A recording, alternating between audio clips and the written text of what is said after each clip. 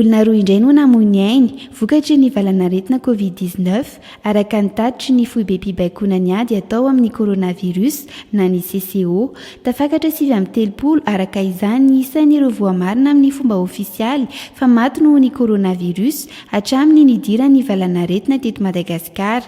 Ny amin'ny 7 kosa ireo fantatra fa mitondra ny tsy mikaretina taorian'ireo fitiliana natao ka ny 9 amin'izy ireo dia avy eto amin'ny faritra Nalamanga avokoa.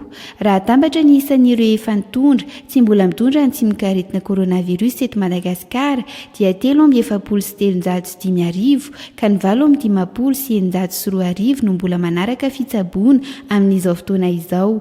Raha ny tatitra nataon'ny profesora Anta Maria Daniel Volotina ihany dia 540 amin'izao fotoana izao ireo marary mafy mitondra ny soritra aretina mahery vaika ka arahy maso akaiky eny amin'ny hopitaly.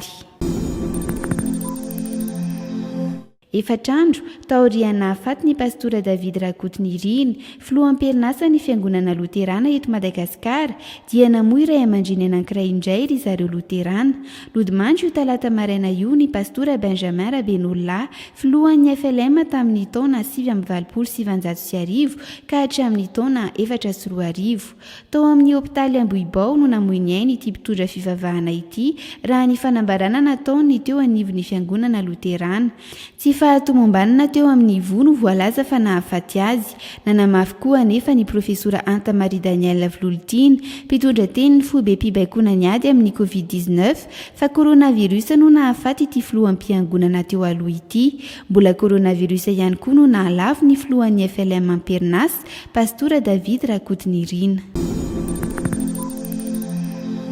Efa afaka mampanan-kery ny lalàna mifehy ny tedi-bolana sy mpanitsina ny filohan'ny Repoblika. Nambara ny fitsarana avo momba ny lalam-panorenana fa mifanitsy ary mifanaraka amin'ny lalam-panorenana ny volavolan-dalàna.